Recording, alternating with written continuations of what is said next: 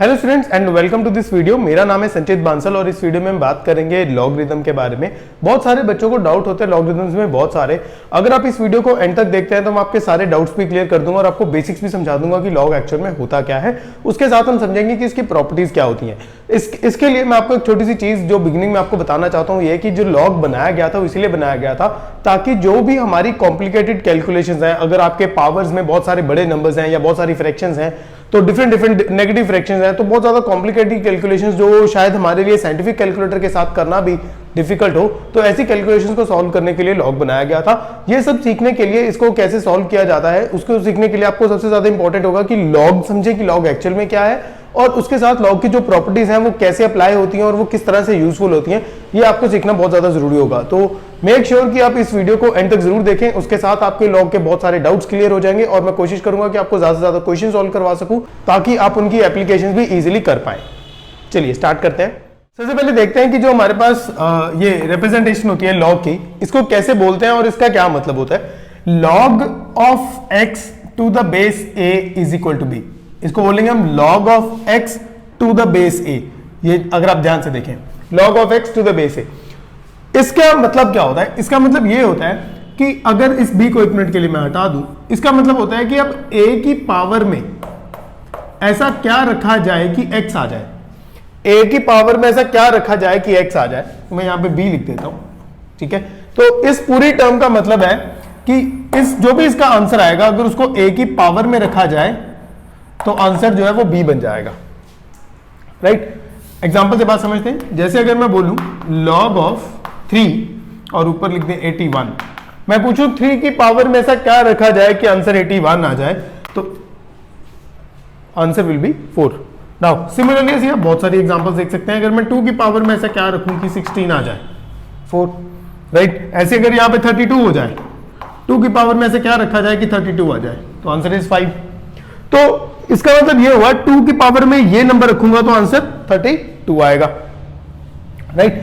Okay, तो इसका मतलब ये है कि अगर मैं यहां से, इसका मतलब ये हुआ कि अगर मैं बोलता हूं कि a की पावर में b रखने पे x आता है, तो ये बात किसी भी तरीके से गलत नहीं होगी, इसे हम ऐसा बोल सकते हैं, राइट। तो इसको हम ऐसा भी सोचा जाता है कि अगर आपको लॉग हटाना है, लॉग को हटाना है, तो जो बेस लॉग का है उसको उठाकर राइट साइड पे ले जाइए और जो नंबर राइट साइड पे बड़ा है उसका बेस बना दीजिए।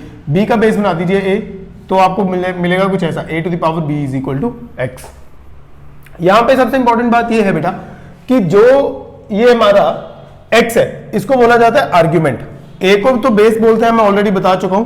इस x को हम आर्ग्यूमेंट बोलते हैं। ये वर्ड आपको बीच में कई बार दिखाई देगा, तो आपको ये पहले से मालूम होना जरूरी है। हाँ, अब इसके अंदर कुछ कंडीशंस होती हैं जो हमें पता होनी चाहिए। कंडीशंस के लिए क्या है कि जो आपका बेस है वो कभी भी 1 नहीं हो सकता। ये आपको आगे बात समझ में आ जाएगी क्यों मैं ऐसा बोल रहा हूं, ये 1 नहीं हो सकता। और दूसरी बात ये है कि जो आपका इनपुट है, जो x है और जो आपका बेस है, ये सिर्फ पॉजिटिव हो सकते हैं, ये नेगेटिव भी नहीं हो सकते, राइट। तो दो इनपुट और बेस दोनों दे शुड बी पॉजिटिव, और बेस पे एक और कंडीशन है, पॉजिटिव होने के साथ साथ वो 1 नहीं हो सकता। चलिए आगे देखते हैं। नाउ डोमेन के लिए कभी भी अगर तुम्हें कोई लॉग पकड़ाए और पूछे कि बेटा बताओ इसकी डोमेन क्या है, तो उसके लिए आप उसका बेस चेक करोगे सबसे पहले। अगर बेस उसका नोन है फिर तो कोई प्रॉब्लम नहीं है, नोन होना चाहिए, बट इस कंडीशन को सेटिस्फाई करना चाहिए। अगर उसका बेस अननोन है तो आप पहले बेस की बात करेंगे, that base should not be equal to 1 and it should be positive. Base के बाद आप बात करेंगे उसके आर्ग्यूमेंट की, आप कहेंगे कि उसका argument should also be positive, right. चलिए बॉटम लाइन ये है कि जब भी आप बात करते हैं उसके डोमेन की, तो आप उसकी कंडीशंस की तरफ इशारा करेंगे। डिपेंडिंग अपॉन कंडीशन आप लॉग का बेस, जो लॉग का डोमेन है वो आप डिटरमिन करते हैं। अब प्रॉपर्टीज में सबसे पहले देखते हैं। फर्स्ट प्रॉपर्टी है log of a to the base x plus log of b to the base x is equal to log of ab to the base x। यहां पे क्या है, सबसे बड़े log का जो बेनिफिट है, अगर आप इसको इस तरह से देखेंगे कि log of x ab, log ab to the base x, तो मल्टीप्लाई को ये प्लस में कन्वर्ट कर देता है। जब चीज मल्टीप्लाई को प्लस में कन्वर्ट कर देती है तो आप फील कर सकते हैं कंपैरेटिवली एडिशन जो है वो मल्टीप्लिकेशन से इजी होती है, तो ये वाला बेनिफिट बहुत मेजर होता है। सिमिलरली अगर हम यहां पे देखें कि अगर log of a upon b to the base x अगर हम देखते हैं, तो ये हमारा जो डिवीजन है उसको सब्ट्रैक्शन में कन्वर्ट कर देता है। log of a to the base x minus log of b to the base x, right. Now अगर इन्हीं दो प्रॉपर्टीज को कंबाइन किया जाए तो एक बहुत इंपॉर्टेंट पॉइंट बनता है जो आपके लिए आपको याद रखना जरूरी है। Log of A B upon C, अगर यहाँ पे दो नंबर्स प्रोडक्ट में पड़े और एक डिवाइड में पड़ा है तो आप इसे डायरेक्ट ओपन कर सकते हैं, log of A plus log of B divided minus log of C. यहाँ पे आपको इस बात का ध्यान रखना है कि जो चीजें प्रोडक्ट में है वो वाले लॉग प्लस हो जाएंगे, जो चीजें डिवीजन में है वो वाले लॉग सब्ट्रैक्ट हो जाएंगे। यहाँ पे बच्चे पूछ सकते हैं सर इनके बेस के बारे में आप कुछ बता दीजिए, तो बेस के बारे में ऐसा है कि बेस सारे के सारे जो है सेम होने चाहिए, बेस चेंज यहाँ पे नहीं हो सकते, they all should be same. चलिए अब सेकंड प्रॉपर्टी पे आते हैं। सेकंड प्रॉपर्टी में हमें कहा जा रहा है कि अगर log of a to the power m, number की पावर में m है और बेस में कुछ पड़ा है x पड़ा है जैसे यहाँ पे, तो ये पावर उठ के आगे आ जाती है। तो ये log का one of the main benefit है कि ये बड़ी से बड़ी पावर को भी उठाकर आगे ले आता है, ठीक है। तो जो पावर की कॉम्प्लिकेशन है वो बहुत इजीली सिंप्लीफाई हो जाती है log की हेल्प से। नाउ आगे बढ़ते हैं, log of a to the base x।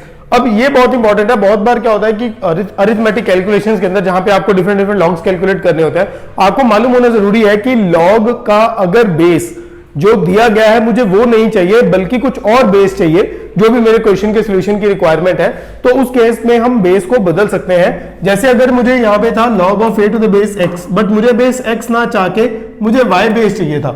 अगर मुझे y बेस चाहिए होगा तो मैं क्या करूंगा, मैं सिंपली y बेस के साथ लिख दूंगा log of a to the base y divided by log of x to the base y।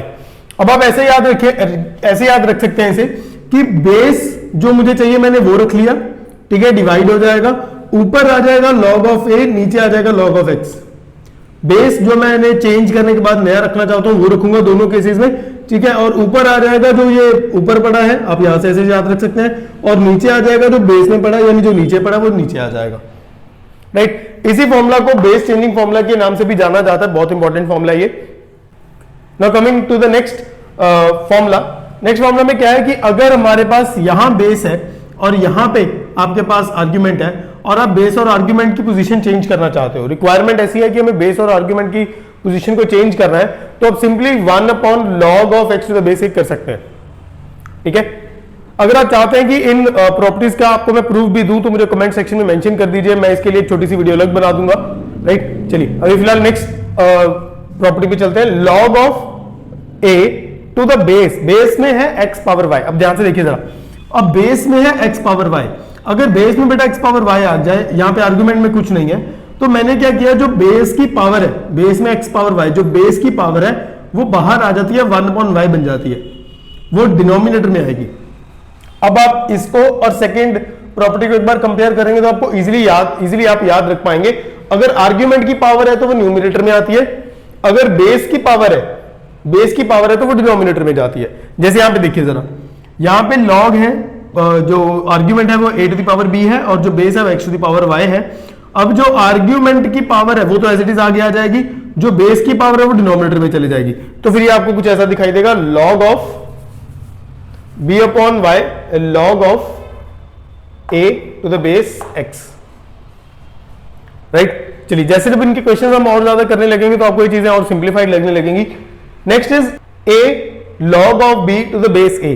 आप इसको ऐसे देखेंगे जरा, अगर एक मिनट के लिए आप इसे भूल जाए, इसे भी भूल जाए, सिर्फ इतना पार्ट देखें, log of b to the base a, तो ये हमें क्या आंसर देगा, ये हमें कहता है कि इससे जो भी वैल्यू आएगी वो एक्चुअल में क्या होगी, a की पावर में उस वैल्यू को रखने पे आंसर b आएगा, ठीक है। तो अगर इसको हम k नाम दे देते हैं, अगर हम इसको k नाम दे देते हैं, इसका मतलब ये है कि a की पावर में अगर मैं k रखूंगा तो आंसर b आएगा।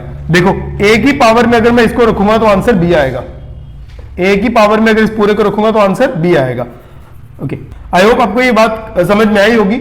आप इसे ऐसे याद भी रख सकते हैं कि अगर यहां पे जो बेस पड़ा है, अगर a की पावर में कहीं log पड़ा है तो जिसकी पावर में log पड़ा है और अगर जो ये बेस है ये दोनों अगर सेम हो जाए तो ये एक तरीके से ऐसे बोला जा सकता है कि ये कट के हमारे पास सिर्फ b रह जाता है, ठीक है।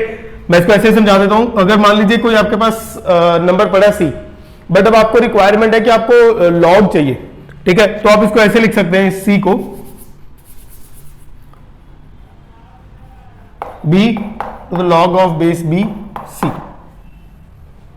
ठीक है। तो b पावर में क्या है, log of c to the base b। अब देखिए जरा, b और log b कट के c बच जाएगा। ये जनरली एक इसका वो है एप्लीकेशन, आप कह सकते हैं कि जब हमें रिक्वायरमेंट ऐसी होती है, हमें क्या चाहिए होता है कि हमें जो नंबर एक सिर्फ एक सिंगल नंबर मेरे पास तो c पड़ा था, तो मैंने क्या किया, मुझे अब c चाहिए, मुझे एक नया लॉग चाहिए जिसका बेस b हो, तो मैंने क्या किया, b to the power log b कर लिया इसी का, तो वो मेरे आंसर c ही दे देगा वापस से। तो इस तरह से आप ऐसे समझ सकते हैं कि अगर b to the power log जिसका बेस सेम है तो ये कट सकते हैं, तो आंसर में c आ जाएगा। चलिए आगे बढ़ते हैं। Next is a to the power of log of c to the base b। अब ये बहुत इंपॉर्टेंट है, थोड़ा सा कम यूज होता है, इस वजह से बहुत सारे बच्चों को ये वैल्यूज पता नहीं लगती है। मैं एक बार बता देता हूं।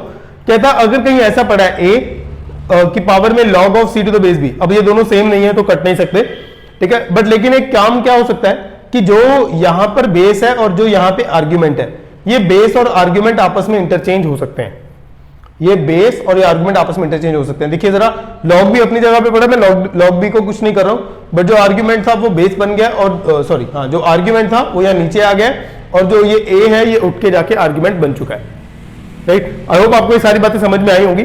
बट अगर आपको ये सारी बातों में समझ में आ गई है तो उसके साथ भी आपको ये पॉइंट्स तो रिमेंबर समझना बहुत जरूरी होगा, तभी आप इन चीजों को ढंग से अप्लाई कर पाएंगे, अदरवाइज आप गलतियां कर सकते हैं। पहला पॉइंट रिमेंबर आपको मैं ऑलरेडी समझा चुका हूं। इसमें एक छोटा सा पार्ट मैं और ऐड कर देता हूं कि ए बी होल अपॉन सी है। मान लीजिए यहां पे ऐसा कुछ आ जाता आपके पास, log of A power P B power Q upon C power R, कुछ ऐसा आ जाता आपके पास, तो अब क्या कर सकते थे, आप यहां पे लिख सकते हैं log of X A power P, multiply वाली चीजें B power Q minus C power R, ठीक है। अब यहां पे आप फिर से सेकंड प्रॉपर्टी लगा सकते हैं, जो पावर है वो उठ के आगे आ जाएगी पी, पावर उठ के आगे आ जाएगी क्यू, पावर उठ के आगे आ जाएगी आर। राइट, चलिए सेकंड पॉइंट रिमेंबर देख लेते हैं। Base and argument should be powers of a same prime, we can not solve log of 3 to the base 2। यहां पे कहना चाहता है कि जो भी जब हमारे पास ये होता है कुछ log of A X B, कुछ ऐसा अगर आप हमारे पास होता है, तो उस केस में अगर आप कहीं पे इसको ऐसा सॉल्व करना चाहते हैं log of X to the base A, तो जरूरी है कि अगर यहाँ पे नंबर्स हो, अगर यहाँ पे नंबर्स हैं कुछ ऐसा है आपके पास कि यहाँ 27 और यहाँ पे 9 है, तो दोनों जो है ये 3 की पावर्स में लिखे जा सकते हैं। दोनों जो है वो 3 की पावर्स यानी सेम प्राइम की पावर्स में लिखे जा सकते हैं। जैसे मैं इसको लिख सकता हूँ 3 पावर 2, इसको लिख सकता हूँ 3 पावर 3, ठीक है। और जो ये आर्ग्यूमेंट की पावर होती है ये उठ के आगे आ जाती है, जो बेस की पावर होती है वो डिनोमिनेटर में आ जाती है, बाहर आ जाती है। अब log 3 ऑफ 3 अगर आप देखेंगे, अगर दोनों सेम होते हैं, अगर आप इस पे सोच के देखेंगे कि 3 की पावर में ऐसा क्या रखे कि आंसर 3 आ जाए, तो वो हमेशा 1 आएगा, ठीक है, और साथ में ये 3/2। तो मेरे कहने का मतलब यहां पे ये है यहां से कि अगर हम खुद से कुछ कैलकुलेट करना चाहते हैं किसी log की वैल्यू, ठीक है, विदाउट कैलकुलेटर्स या विदाउट log टेबल्स, तो हमारे लिए बहुत ज्यादा जरूरी है कि हमारे पास जो भी नंबर्स हमें दिए जाए सॉल्व करने के लिए, जो भी log हमें दिया जाए सॉल्व करने के लिए, उसके लिए जो हमारा बेस है और जो हमारा इनपुट है जिसे हम आर्ग्यूमेंट बोलते हैं, वो दोनों जो है सेम ही प्राइम के पावर्स बननी चाहिए।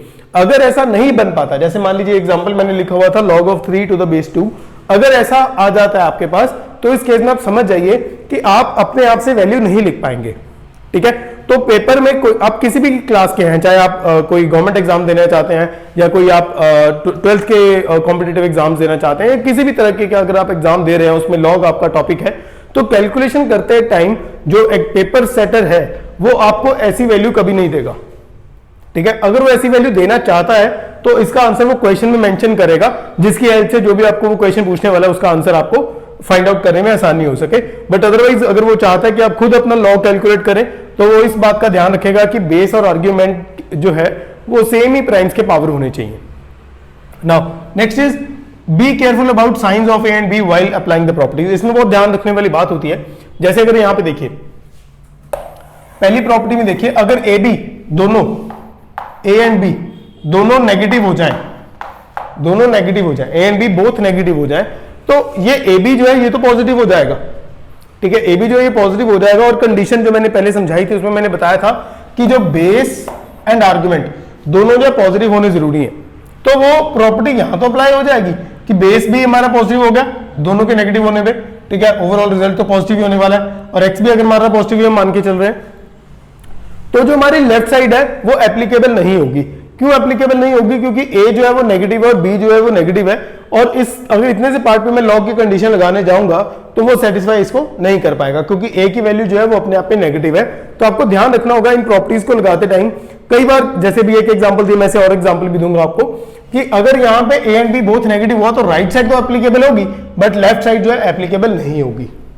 ठीक है, चलिए ये सेम केस यहाँ पे भी है, ए और बी अगर बोथ नेगेटिव है यहां तो अप्लाई होगा, राइट साइड पे तो कोई प्रॉब्लम नहीं है क्योंकि वो नेगेटिव नेगेटिव कट के पॉजिटिव हो जाएगा, बट लेफ्ट साइड पे प्रॉब्लम क्रिएट होगी। सिमिलरली मान लीजिए सेकंड जो एग्जांपल है, जो सॉरी सेकंड प्रॉपर्टी है, log of x log of a square base x। अगर यहां पे बेटा a नेगेटिव होगा, अगर यहां पे a नेगेटिव होगा तो भी ये पूरा जो log है वो डिफाइंड होगा क्योंकि a स्क्वायर पॉजिटिव हो जाएगा। बट अगर इसमें मैं सेकंड प्रॉपर्टी लगाने जाऊंगा तो 2 आगे आ जाएगा और हमारे पास बचेगा 2 log of a to the base x। But ये वाला पार्ट जो है ये डिफाइंड नहीं होगा क्योंकि a नेगेटिव है। तो आपको इन छोटी छोटी बातों का ध्यान रखना है। जैसे हमने यहाँ पे एक पार्ट देखा था कि अगर हम चाहते हैं कि हमारा जो बेस है और आर्ग्यूमेंट आपस में इंटरचेंज हो जाए, तो हमने कंडीशन में ये भी देखा था कि जो बेस होता है वो कभी भी 1 नहीं हो सकता। तो ये वाला पार्ट अप्लाई करने के लिए अगर आप फोर्थ प्रॉपर्टी अप्लाई करना चाहते हैं तो आपको ध्यान रखना होगा कि आपका आर्ग्यूमेंट भी 1 नहीं होना चाहिए, क्योंकि अगर आपका आर्ग्यूमेंट 1 हुआ तो वो चेंज होने के बाद बेस बनेगा और बेस 1 जो है वो एप्लीकेबल नहीं होता। राइट, चलिए इस पार्ट को खत्म करने से पहले मैं छोटी सी चीज और आपको बता देना चाहता हूं कि अगर आप ध्यान से देखेंगे कि अगर आप बेस और इनपुट दोनों सेम रखते हैं तो जो आंसर है वो ऑब्वियस हो जाता है कि 1 आएगा, क्योंकि a की पावर में ऐसा क्या रखें कि a आ जाए, तो उसके लिए एक 1 एंड ओनली आंसर है 1 log ऑफ। अब आप यहां पे अगर a रखते हैं, ठीक है, और यहां पर रखते हैं 1, ठीक है, आर्ग्यूमेंट में अगर 1 है तो a की पावर में ऐसा क्या रखेंगे कि आंसर 1 आ जाए, तो आंसर हमेशा 0 आएगा irrespective of the base. Sorry, इस केस में specially irrespective of the base, आप कुछ भी अगर आप आर्ग्यूमेंट आपका 1 है तो आपका आंसर जो ओवरऑल हमेशा 0 आएगा, क्योंकि यहाँ पे a की बजाय आप कुछ भी रखेंगे तो 1 आंसर आने के लिए पावर को 0 ही होना पड़ेगा और कोई ऑप्शन हमारे पास नहीं होगा। राइट, चलिए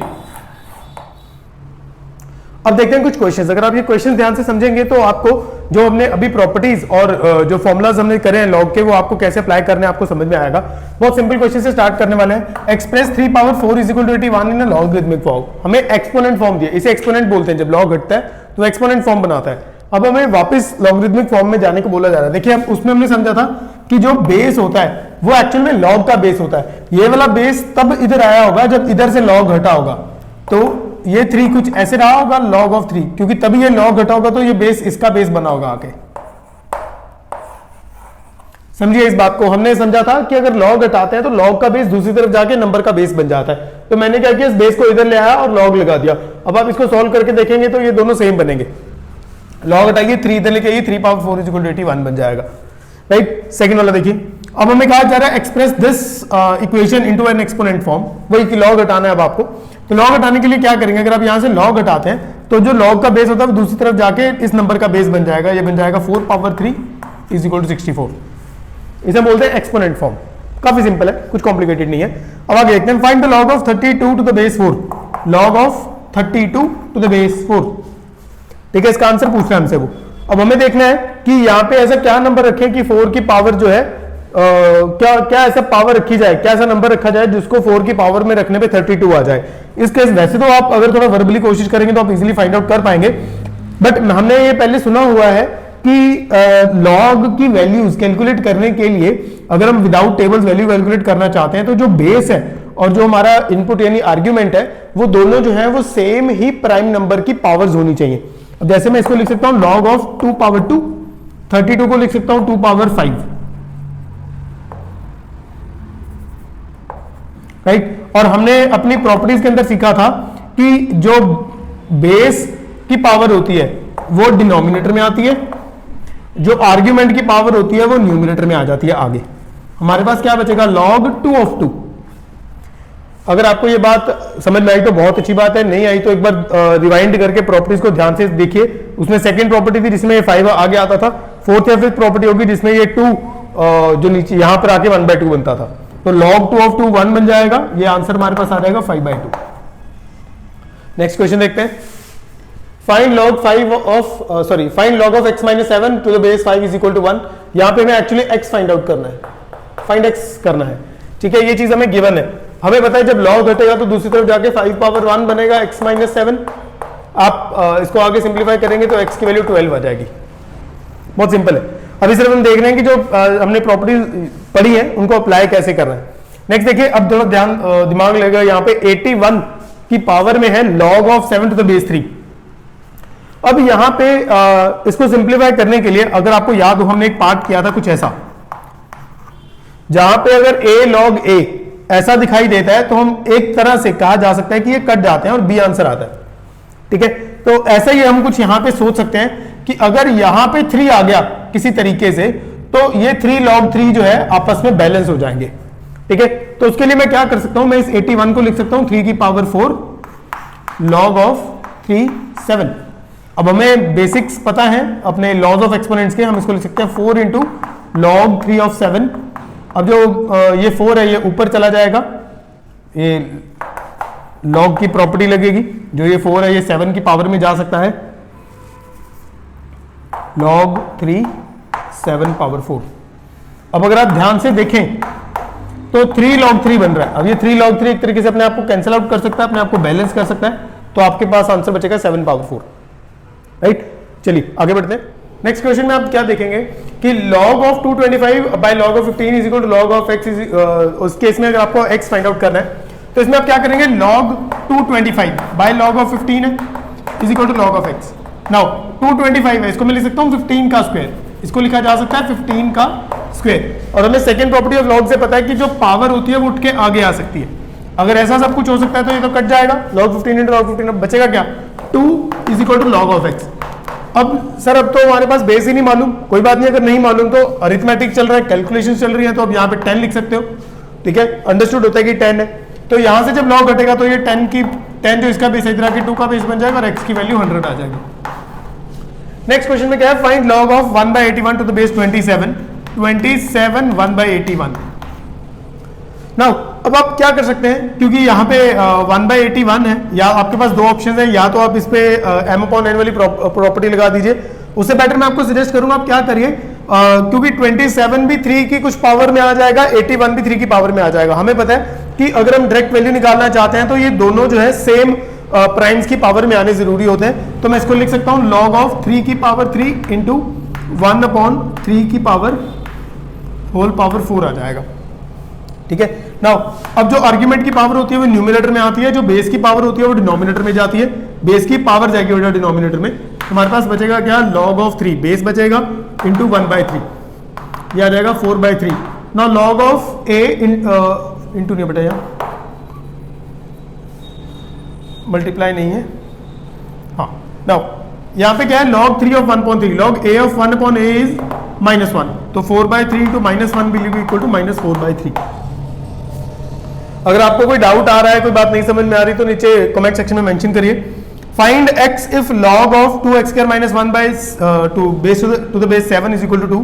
आप जब log हटाएंगे तो उस तरफ जाके क्या हो जाएगा, ये उस तरफ जाके 7/2 इज इक्वल टू 2x² - 1 दिखेगा आपको। ये 49 है, 49 है, ये इस तरफ आ जाएगा 49 + 1 इज इक्वल टू 2x², ये आ जाएगा x² is equal to 25। x की वैल्यू आपके पास +-5 आ जाएगी। क्लियर है, चलिए नेक्स्ट क्वेश्चन देखते हैं। 7 log 16/15 + 5 log 25/24 + 3 log 81/80 is equal to log 2। ये हमें प्रूव करना है, यानी लेफ्ट साइड को सिंप्लीफाई करेंगे और राइट साइड बनाएंगे हम। तो जो हमें चीजें मालूम है हमें वो स्टार्ट करनी चाहिए। सबसे पहले हमें यहाँ पे बेस गिवन नहीं है, एक चीज ध्यान देना, यहाँ पे अभी हमारा कोई बेस नहीं है बेटा। जब कोई बेस नहीं होता तो दो चीजें हो सकती हैं, या तो आप अरिथमेटिक में काम करें जहां पे हम ये वैल्यूज एंड ऑल कैलकुलेट करते हैं, या फिर आप कैलकुलस के अंदर है जहां पे हम derivatives, integration, continuity, differentiability and all discuss करते हैं। अगर आप कैलकुलस के अंदर है तो आपको लॉग का बेस ई लेना होता है, स्टैंडर्ड बेस ई होता है। अगर आप अरिथमेटिक के अंदर है तो स्टैंडर्ड बेस 10 होता है। तो यानी अगर आपको कहीं पे लॉग में अब यहाँ पे 10 बेस दिखाई नहीं दे रहा है तो आप उसको 10 समझ के चल सकते हैं। ठीक है, ये बहुत इंपॉर्टेंट बात है। चलिए अब यहाँ पे क्या है, 16/15, इसको 7 जो है वो आगे इसको ऊपर लेके जा सकते हैं, सिमिलरली इस 5 को ऊपर लेके जा सकते हैं, सिमिलरली इस 3 को ऊपर लेके जा सकते हैं। जब इसको ऊपर लेके जाएंगे फिर ये कुछ ऐसा दिखाई देगा, इसके बाद क्या होगा बेटा कि log ऑफ 16/15। अब हमें पता है कि जब ऐसी चीजें आती हैं तो log को सिंप्लीफाई करने के लिए हमारे लिए बहुत इंपॉर्टेंट होता है कि हम उसके अंदर वाले नंबर्स को जो है प्राइम नंबर्स की पावर्स में लिख पाए। ठीक है, तो मैं प्राइम नंबर्स की पावर यानी मैं इसको 16 को लिख सकता हूँ 2 की पावर 4, 15 को लिख सकता हूँ 3 5 से 15, ये 3 × 5 आ जाएगा, प्लस ऐसे हम इसको लिख सकते हैं, यहाँ पे 25 है, ये लिखा जा सकता है 5 की पावर 2, ये लिखा जा सकता है 24 इज इक्वल टू आप लिख सकते हैं 2 पावर 3 × 3, 8 3 जा 24 होता है, आप इसको यहाँ ये लिख सकते हैं। नाउ सिमिलरली 81 को आप लिख सकते हैं 3 पावर 4, अब आपके पास 18 है तो उसको आप लिख सकते हैं 16 × 5 यानी 2 पावर 4 × 5 पावर 1। अगर आपको ये लग रहा है कि मैं बहुत फास्ट चल रहा हूँ, ये आपको कैलकुलेशन अपने आप समझ में नहीं आई, आप खुद करना चाहते हैं कैलकुलेशन, तो आप क्या करिए 80 की प्राइम फैक्टराइजेशन कर लीजिए। उस 80 की जब आप प्राइम फैक्टराइजेशन करेंगे बेटा तब आपको ये ऑटोमेटिकली ये चीज अपने आप मिल जाएगी। ठीक है, ओके चलिए अब हम यहाँ पे पावर 7 है, अब हम इन पावर्स को अंदर डिवाइड अंदर जो है अप्लाई करवा देते हैं। अच्छा एक चीज मैं साथ में और करना चाहता हूं, क्योंकि log of m plus log of n plus log of o जो है हमें पता है ये हमें क्या आंसर देता है। मैं इसको आगे लिख देता हूं, हमें पता है कि ये क्या करेगा, ये सबको मल्टीप्लाई कर देगा। मैं 2 स्टेप एक ही स्टेप में कर रहा हूं, एक इन पावर्स को अंदर मल्टीप्लाई करूंगा, ठीक है, और दूसरा log की प्रॉपर्टी जो प्लस को मल्टीप्लाई कन्वर्ट करने वाली है वो भी साथ में अप्लाई करूंगा। तो ये बनेगा log is equal to 2 power 28 3 power 7 into 5 power 7 into 5 power 10 upon 2 power 15 into 3 power 5 into 3 power 12 2 power 12 into 5 power 3। Now अब आप जो पावर्स हैं वो कैलकुलेट कर लेते हैं जरा ध्यान से। यहां पर बेटा 2 की पावर 28 है, नीचे 2 की पावर 15 और 2 की पावर 12, अगर आप इन पावर्स को ऐड अप करेंगे तो ये बन जाएगा 27 और 2 पावर 28 अपॉन 2 पावर 27 आपको बन जाएगा न्यूमरेटर में 2 पावर 1 बचेगा। यहां पर 5 पावर 10 है, यहां पर 5 की पावर 7 और 5 की पावर 3 है, तो यहां पर 5 की पावर 7 और 3 ये ऐड होके 10 बन जाएगा, ये इनसे कटवा देगा, पूरा 5 जो है खत्म हो जाएगा। अब बचा आपके पास 3 की पावर 12, 3 की पावर 12 यहां पे 3 की पावर 7 है और यहां पे 5 है, 7 प्लस 5 12, तो ये भी सारा कट जाएगा, सारी वैल्यूज जो है कट के आपके पास सिर्फ बचेगा log ऑफ 2 की पावर 1, log ऑफ 2, यही हमारी राइट हैंड साइड थी। क्लियर है, आगे चलते हैं। नाउ अब नेक्स्ट क्वेश्चन में अगर आप ध्यान से देखेंगे तो इसका क्वेश्चन क्या है, log of 5 to the base 0.008। अब इस क्वेश्चन का जो बेस है वो थोड़ा कॉम्प्लिकेटेड है। अब बेस कॉम्प्लिकेटेड को हैंडल करना थोड़ा डिफिकल्ट होगा, अगर आर्ग्यूमेंट कॉम्प्लिकेटेड होती तो मैनेज कर सकते थे, तो इसलिए मैं क्या करूंगा, बेस और आर्ग्यूमेंट को इंटरचेंज कर सकते हैं हम अपने फॉर्मुला में। हम क्या कर सकते हैं 1 अपॉन log लिखकर जो उसका बेस और आर्ग्यूमेंट है उसे इंटरचेंज किया जा सकता है। 5 यहां पे आ जाएगा 0.008। नाउ नेक्स्ट इज, अब मेरे पास ये जो आर्ग्यूमेंट के अंदर है मैं इसे सिंप्लीफाई करना चाहता हूं, तो मैं इसे लिख सकता हूं log ऑफ 5, इसको लिख सकते हैं 8/1000, डेसिमल हटाया और 8/1000 लिख सकते हैं। नाउ इससे मैं फर्दर सिंप्लीफाई करना चाहता हूं, अगर मैं इसे फर्दर सिंप्लीफाई करता हूं बेटा तो ये कटिंग जब होगी 8 और 1000 की तो ये देगा 1, 8 1 8, 1 2 5, तो आपके पास आ जाएगा 1 अपॉन log 5 1/125। ठीक है, नाउ अब फर्दर हम इसे ऐसे लिख सकते हैं 1 अपॉन, अब इस 1/25 को मैं लिख सकता हूं 1 का क्यूब और 125 को लिखा जा सकता है 5 का क्यूब। ये अंदर जो है इसके आप 1/5 का होल क्यूब लिख सकते हैं, log 5 1/5 का होल क्यूब। अब ये होल क्यूब है तो ये आगे आ जाएगा 1/3, क्या बचेगा log 5 और 1/5। हमें पता है log of a into 1 upon a क्या होता है, ये होता है -1, राइट, तो आप इसको लिख लेंगे -1/3 आंसर। आगे देखते हैं नेक्स्ट क्वेश्चन में आप क्या देखेंगे कि log of 225 by log of 15 is equal to log of x उस केस में अगर आपको x फाइंड आउट करना है तो इसमें आप क्या करेंगे, log 225 बाय log ऑफ 15 है is equal to log of x। Now 225 है, इसको मैं लिख सकता हूं 15 का स्क्वायर, इसको लिखा जा सकता है 15 का स्क्वायर। और हमें सेकेंड प्रॉपर्टी ऑफ log से पता है कि जो पावर होती है वो उठ के आगे आ सकती है, अगर ऐसा सब कुछ हो सकता है तो ये तो कट जाएगा, log 15 इंटू log 15, अब बचेगा क्या 2 is equal to log of x। अब सर अब तो हमारे पास बेस ही नहीं मालूम, कोई बात नहीं, अगर नहीं मालूम तो अरिथमेटिक चल रहा है, कैलकुलेशन चल रही है, तो अब यहाँ पे 10 लिख सकते हो, ठीक है, अंडरस्टूड होता है कि 10 है, तो यहाँ से जब log घटेगा तो ये 10 जो इसका बेस है इधर आके 2 का बेस बन जाएगा और x की वैल्यू 100 आ जाएगी। नेक्स्ट क्वेश्चन में क्या है, find log of 1/81 to the base 27 1/81। Now अब आप क्या कर सकते हैं, क्योंकि यहाँ पे 1/81 है, या आपके पास दो ऑप्शन है, या तो आप इस पे m/n वाली प्रॉपर्टी लगा दीजिए।